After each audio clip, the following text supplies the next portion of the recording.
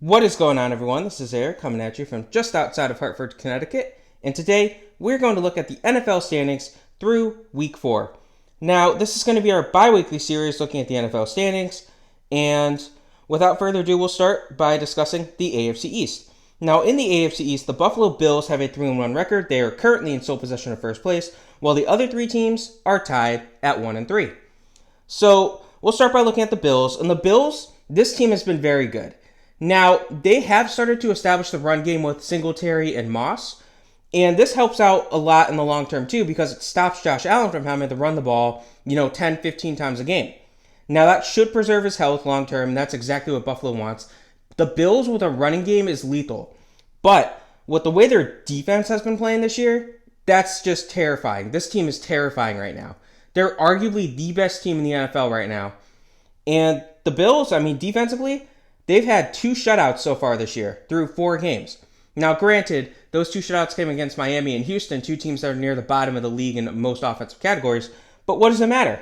2 shutouts at the league's the sport's highest level? You can't do that. That's not easy. There are teams that haven't had a shutout in 5+ years. So you can't discredit the Bills. Now, the receiving core, we've seen Emmanuel Sanders. He is showing up as a wide receiver 2 this year. And of course, Trevon Diggs doing very well. So if they can get themselves a top-tier tight end, if they need one, I don't even know if they need one, this team can definitely be the first team to bring the Bills to a championship. So then we have the Miami Dolphins. Now, the Dolphins, their offense has been atrocious. And I get it. Tua, he got hurt in Game 2, and he's hopefully going to be back for Game 6. It may be a little bit longer than that. Will Fuller has only appeared in 2 games. Of course, he had to serve a suspension Week 1, then he missed Week 2 with a personal reason, and then he got hurt in Week 4. But your team, Myles Gaskin, he only had 2 or 3 carries on Week 4. You can't expect to have a strong running game if you only run the ball that few times. And Jacoby Brissett isn't a great quarterback. You probably should have invested a bit more in the backup quarterback game, but I get it. Easier said than done. Dolphins defensively have been solid. They haven't been electric, but they have been solid. So they need to figure out what's going on. Then we have the New England Patriots. Now, the Patriots, without a doubt, they've been one of the bigger, I don't want to say surprises, but Mac Jones has looked like arguably the best rookie quarterback, granted through 4 games. Mac Jones, pure pocket passer. The Patriots got a lot of slack for picking this guy, but I don't necessarily think it was the wrong choice. If Belichick likes him, Belichick likes him. They get their guy. Now, the offensive line has been atrocious, so he has been taking some hits, and the run game just hasn't been good. Of course, they did lose James White. He's done for the year, so that definitely hurt them. But in their primetime game against Tom Brady and the Buccaneers on Sunday, they played pretty well. Granted, again, it was in the rain, so you might not have been able to establish a run game as you'd hoped, either side. But still, very good defensively. They've been doing decent, and that's, again, without Stephon Gilmore, who has yet to play this year. He's still in the PUP.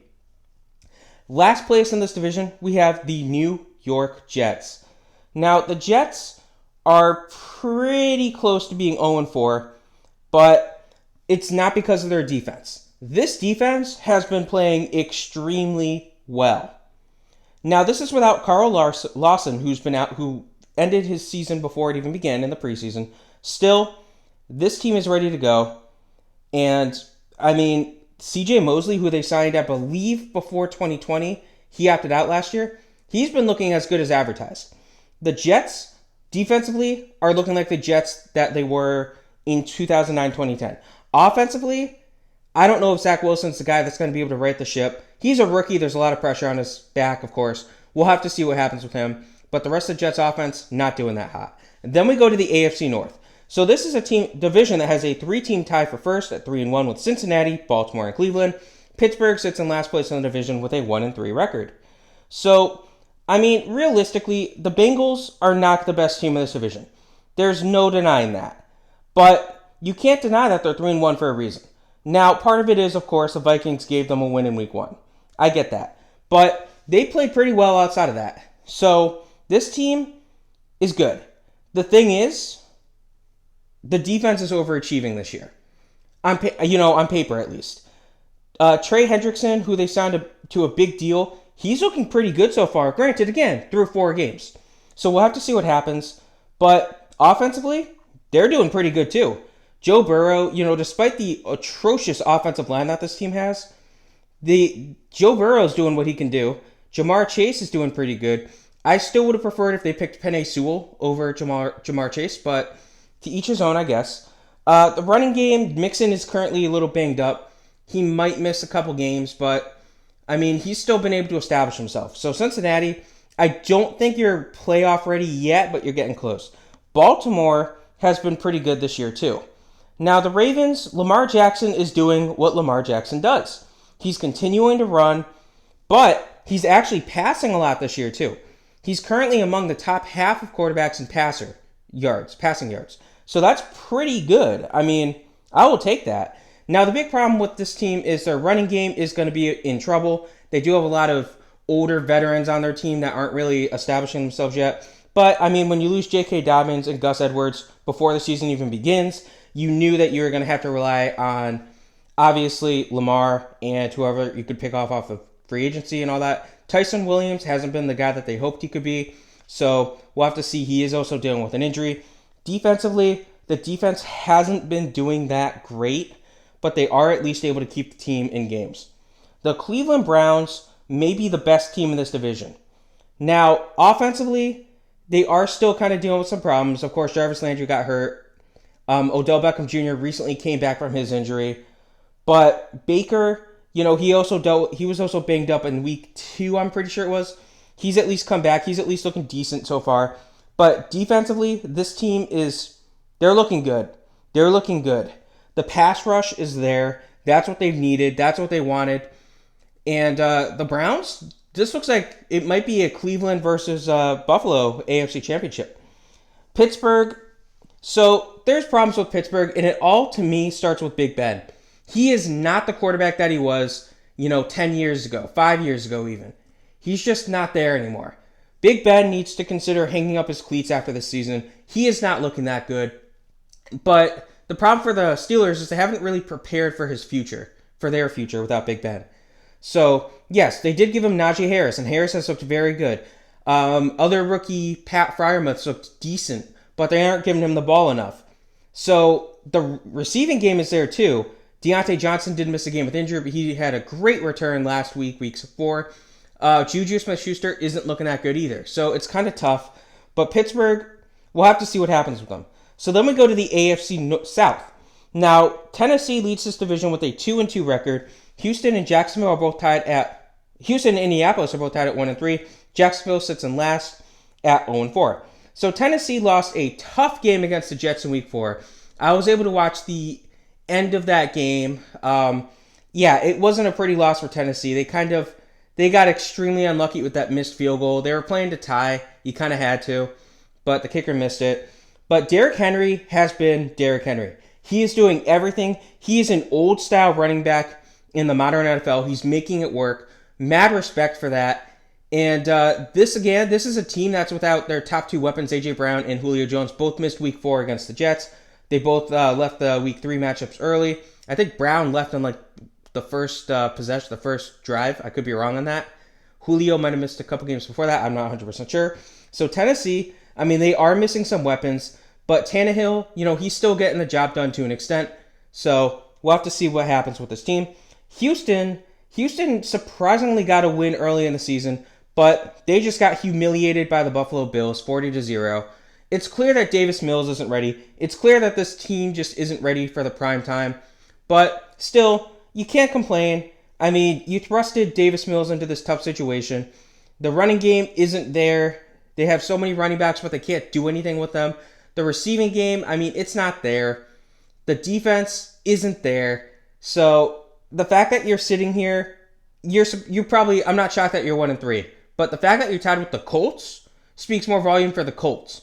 I don't know what the heck is going on in Indianapolis right now, but they have dealt with a ton of injuries. Of course, their whole offensive line, Quentin Nelson, Eric Fisher, these guys have both missed chunks of the season, if they haven't even, and Fisher hasn't even played this year. So, and then, I forget the right tackle's name, I think Braden Smith, he's also missed a chunk of the season. So, You can't win games if your whole offensive line's hurt. And that also leads to Wentz getting hit. And Wentz is, as you know, not able to stay healthy. So he sprained both his ankles in week 2. He's not able to return. He was able to return, but he's still not playing that well. The team's had some atrocious play calling as well in the red zone, week 2 in particular. That was just horrible play calling. Indianapolis got a pretty good, needed win against the Dolphins, but we'll have to see what happens with Indianapolis. They need to turn it around. Their defense is doing okay, but the offense is not there. And it's mostly due to injuries. They still have yet to have T.Y. Hilton play for them. Jacksonville 0-4. Yeah, I was skeptical when they hired Urban Meyer, and I kind of was pumping the brakes on Trevor Lawrence, but I didn't think the team would be this bad offensively. Of course, losing Travis Etienne, your starting running back before the season even begins, is a tough blow, and it's a potential career-changing injury for him too. So, never good for this team, but Trevor Lawrence has not looked like the best rookie quarterback, and he was supposed to be a sure thing, as, a sure thing is. Unfortunately, you might have to wait if you're a Jaguars fan, but the defense is doing okay. Not good, but far from being the worst defense in the league.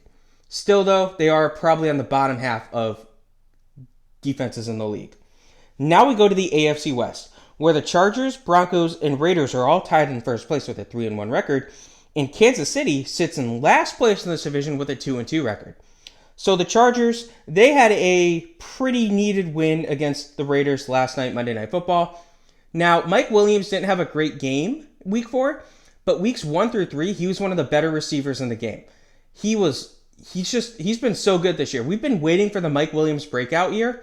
It looks like it's going to be 2021. Granted, hopefully he can stay, weeks 1 through 3, Mike Williams, versus week 4, Mike Williams, where he caught one pass. He's been doing so good, and he's helping to drive Justin Herbert. Now, Austin Eckler, he's not doing as great as people were thinking he would do, but he's still doing very good. So the offense is there. The defense is doing pretty good. Joey Bosa's getting sacks. Joey Bosa's doing what he can do. The rest of the defense, they're shutting down your passing game to the best of their ability. But to me, I don't know if they're Super Bowl contenders yet, just because they're in this gauntlet of a division. But the Chargers are looking good. Denver was one of the surprising teams up to this point. And unfortunately, Teddy Bridgewater did leave Game 4 with a concussion. Hopefully he's back. He should hopefully be back for week 5. We'll have to see. Drew Lock did not look efficient when he took over for Bridgewater in week 4. But other than that, it's very tough to gauge these receivers, who's going to be the big receiver for the game. Jerry Jeudy's still on the IR. He should hopefully be back for them in a couple weeks, maybe even sooner. But outside of that, the rest of their passing options are just doing what they can do. Cortland Sutton, Noah Fant, of course. So we'll have to see what happens with them. Their running backs are getting the job done. So it's going to be tough to figure out who you want. Defensively, the pass rush is there. They definitely missed Von Miller last year. He's back. He's helping this team. Chubb's doing great. So this team can make some noise, and I may have underestimated them. Then you have the Raiders also here. Derek Carr has looked like one of the better quarterbacks in the league up to this point. And I wasn't expecting to say that. But Derek Carr has looked very good. Very good. So it's going to be tough to gauge how he does for the rest of the year. But the Raiders are obviously hoping he can stay healthy. And if he can stay healthy, they're going to be able to make some noise. Now, other players on this team are doing pretty good. The defense, they've showed up. They have showed up. So this was needed. Their defense blew some crucial games for them last year, but hopefully they can keep it going this year. Yes, they did lose to the Chargers yesterday, but they were one of the last undefeated teams in the league. So give credit where credit's due. The defense, their coordinators changed schemes a little bit, made it easier for the players to understand what was going on. It's paid dividends so far. Now, Kansas City being in last place isn't necessarily a knock on Kansas City. It's just this team, this division, is so good. Now, offensively, Kansas City, they've been very, very good. Very good. So Obviously, you have the best quarterback in the game, currently the best quarterback in the game, Patrick Mahomes, and he's been doing great. Obviously, we saw what this team can do against the Eagles. The Eagles, horrible defense. Kansas City capitalized on it. They did more than enough. So, yeah, this team, they're ready to go. They are ready to go. They're revving. They want to go back to the Super Bowl, obviously. We've seen what this team can do. The real surprise to me is how someone like Travis Kelce hasn't been involved in the offense as much as he could be, but he's still doing good. Clyde Edwards-Helaire got a little bit of a breakout game against Philly. He didn't score a rushing touchdown, but he did catch one, I believe it was. So maybe it's time to actually get him in the receiving game or in the running game a bit more. Trust him a little bit more. I know fumbling has been an issue for him, but we'll have to see what happens. I don't see Kansas City finishing last place in this division. Next, we go to the NFC East. And Dallas leads this division with a 3-1 record. Washington sits at 2-2. Philadelphia and New York are tied at 1-3 in the basement of the division. Dallas has been a very good team up to this point. And most of it is due to this offense. But also the defense coming up in clutch moments. Dak Prescott, he's looked very good. He's definitely looking like he's going to be the comeback player of the year. I mean, to me, there's no doubt about it at this point. As long as he can stay healthy for the next 13 games for the team, still feels weird to say that. He's going to be able to do it. Ezekiel Elliott's looking good in the past 2 games. I think I mentioned him before. He wasn't doing that good through the first 2 games. He has rebounded since then. And, Tony Pollard's stepping up a bit as a complimentary back. That's what Dallas could hope for. Their weapons, CeeDee Lamb has been doing pretty good.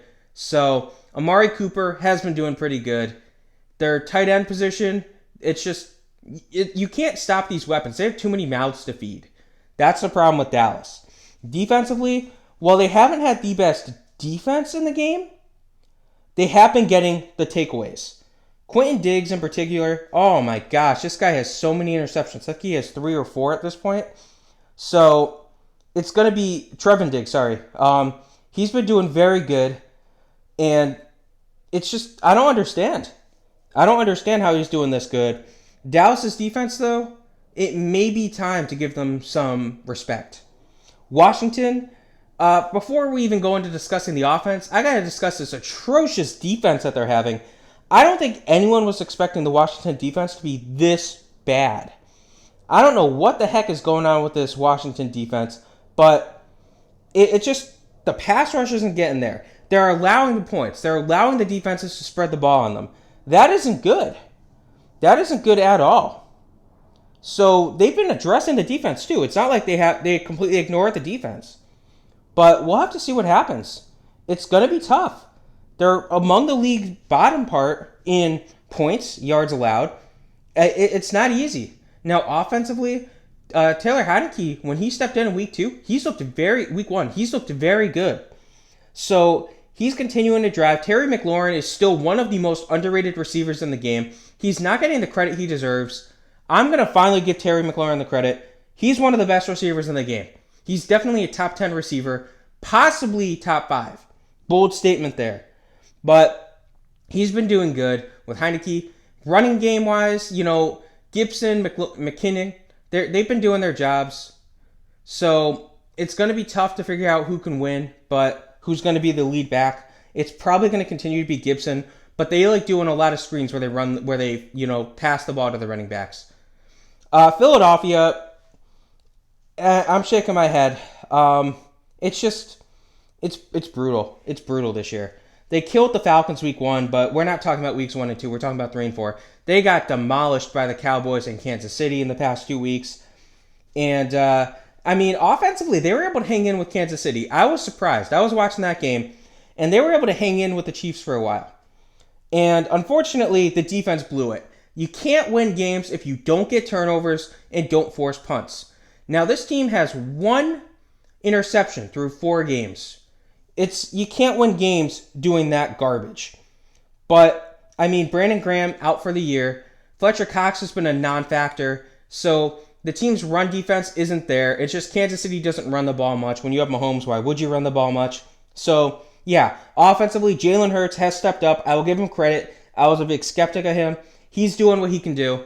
I'm excited for what he can bring, but he needs to figure out how to solve his deep ball problems.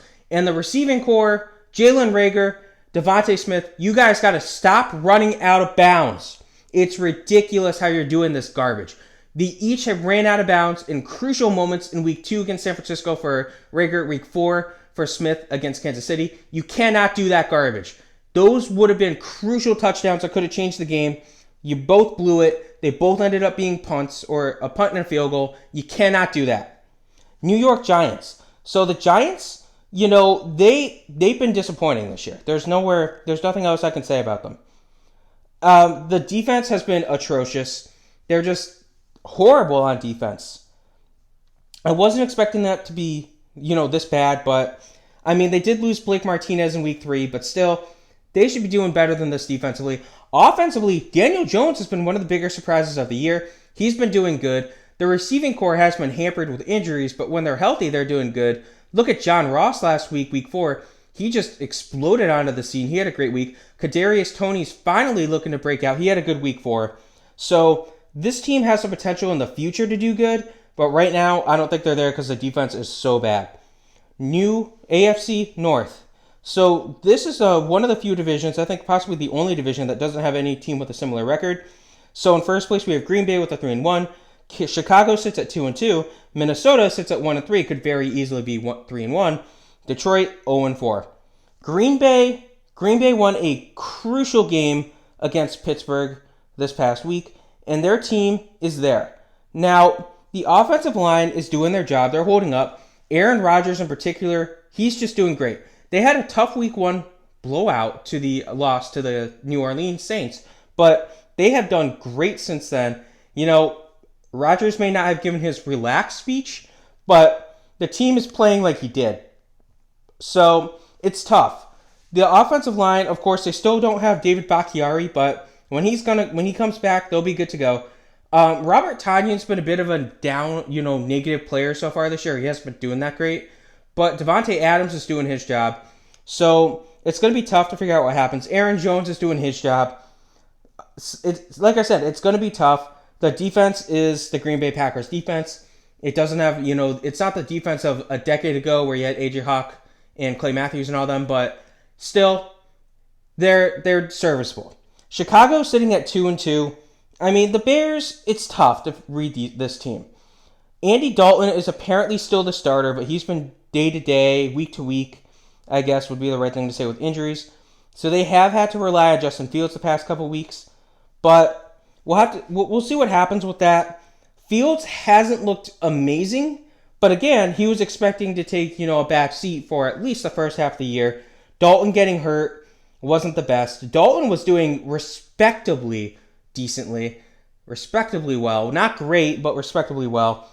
Anyway, defensively, David Montgomery, I should mention this. He is out. They announced earlier this morning he's out for 4 to 5 weeks. That's a tough loss. This is a team that's still without Tariq Cohen. He's still on the PUP. So, and Damian Williams, the guy who entered the season as their number 3 back, he's currently dealing with an injury. He should be playing week 5, but still, the running game may be atrocious in week 5. Defensively, the Bears are stepping up. Khalil Mack is doing what Khalil Mack can do. Robert Quinn has been doing great this year so far. That was needed. So they have some strong edge rushers. Minnesota, like I said, they could easily be 3-1. They lost 2 tough games weeks 1 and 2.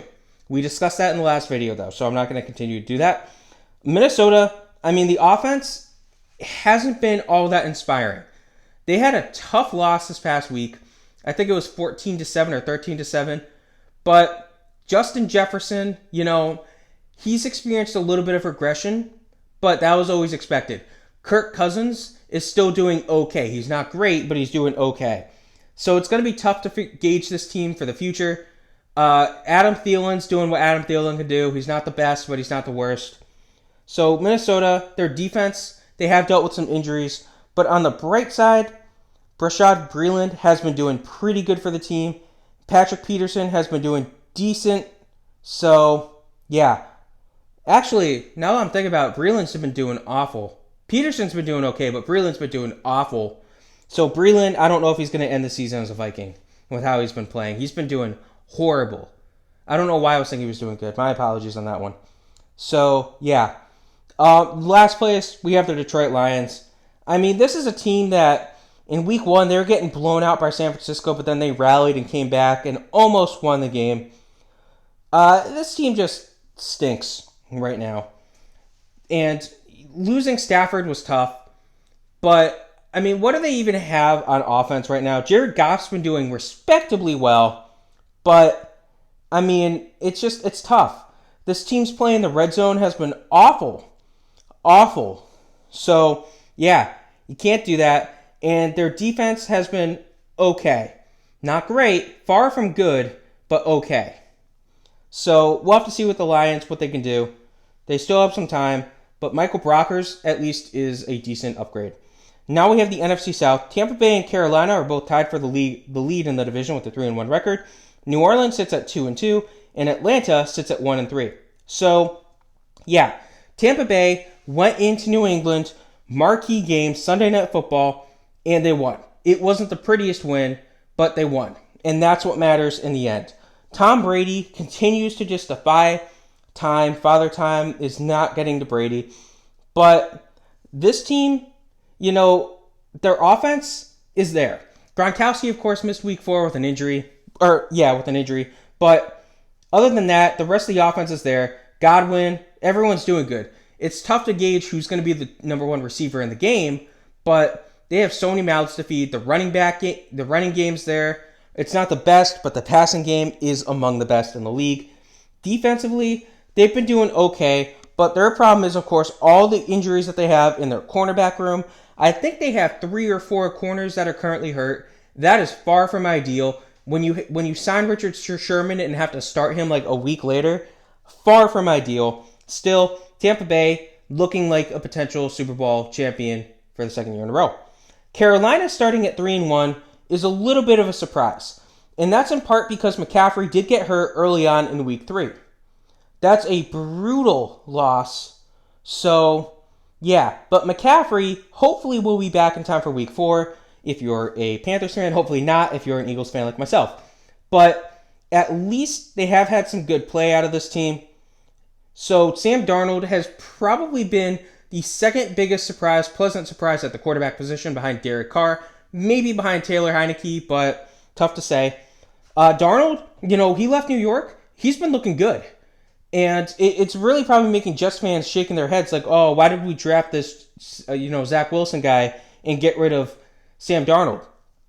It is what it is, but it's tough. It's tough. They are doing some run plays with Darnold, which is nice.